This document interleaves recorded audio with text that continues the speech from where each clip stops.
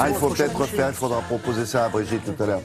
Il faut que le pain ne refroidisse pas. C'est ça le problème. Parce que c'est un plat qu'il va falloir finir en plusieurs minutes. Ça, on montrait une pizza au bout d'un moment. La pizza, Ah bah dans la pizza, c'est foutu. Hein. C'est pour ça. Non mais je suis... Ou alors il faut la réchauffer au fur et à mesure. Oui. Il faut venir non seulement avec votre sablier sur la table, mais une chaufferette. Une petite chaufferette. Vous arrivez au restaurant avec votre micro-ondes et un chrono.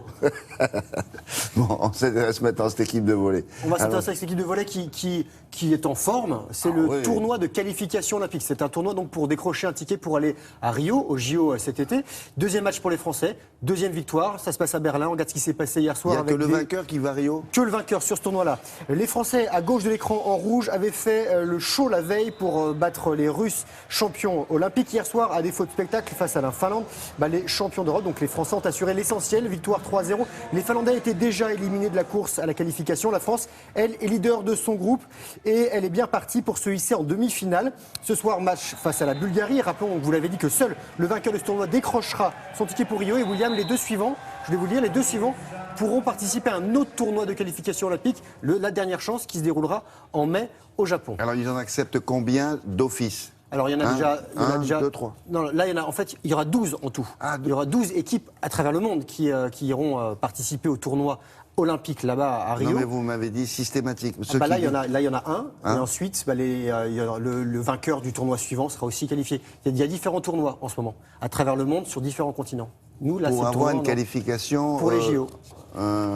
Pour disputer le tournoi là-bas à Rio. De toute façon, vous êtes obligé, si vous voulez être qualifié, de faire des tournois. Par là.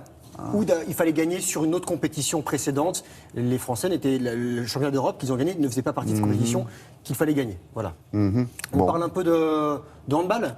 Il y a l'Euro qui débute dans une semaine. Les Français s'entraînent. Golden League pour eux, regardez. La Golden League, en fait, c'est une compétition amicale entre le Danemark, la France et la Norvège et un pays invité, en l'occurrence cette fois le Qatar. Et hier soir, premier match pour les Bleus, première victoire face à la Norvège d'un petit point, 27-26. Et demain, la France affronte le Qatar. Rappelons que la France est championne olympique du monde et d'Europe en titre. Voilà pour le handball. Un petit mot de foot, c'était attendu. Michel Platini déclare forfait pour la FIFA. Il renonce à maintenir sa candidature à la présidence de l'instance mondiale du foot, faute de temps suffisant pour épuiser les différents recours face à sa suspension de 8 ans de toute activité liée au foot. L'élection, elle, aura quand même lieu et ce sera le 26 février. Du tennis, William, avec la première levée du Grand Chelem. C'est dans 10 jours, c'est l'Open d'Australie. Lucas Pouille est déjà dans le pays. Il participait au tournoi de Brisbane. Le 78e mondial a été sorti en quart de finale par le Canadien Raonic, 14e du classement. Le score 6-4. 6-4, ça c'était donc du côté de l'Australie. Jérémy Chardy, lui, était à Doha, éliminé également en quart de finale, regardez-le.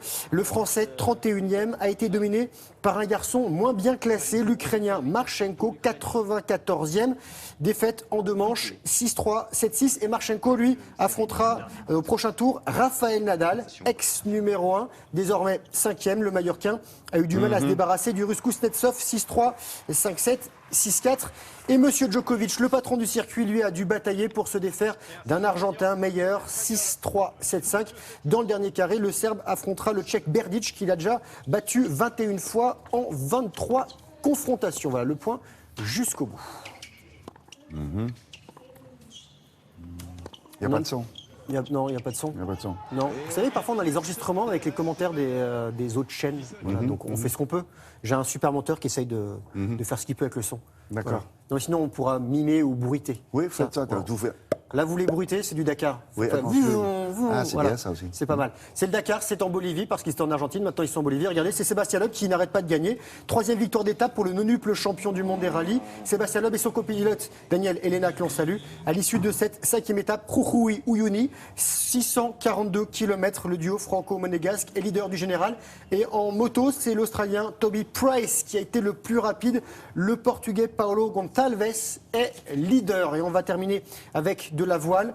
On le sait depuis le début de la semaine, Spindrift Racing ne remportera pas le trophée Jules Verne. Tour du monde à la voile, en équipage, sans escale. Ce sont les dernières images envoyées. Yann Guichard et son équipage vont passer la ligne d'arrivée aujourd'hui au large d'Ouessant après 47 jours de mer. Un retard de 2 jours sur le record établi par Loïc Perron en 2012.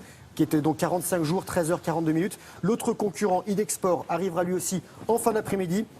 On salue quand même les concurrents, les 2 bateaux qui ont fait le tour du monde et qui ont été ralentis dans la remontée de l'Atlantique. Voici donc des très belles images, les dernières, qui sont envoyées du bord avant leur arrivée, le passage à Ouessant. Ils sont quoi, une dizaine à bord, à peu près? Une grosse dizaine sur ce bateau-là, sur 14. Merci beaucoup.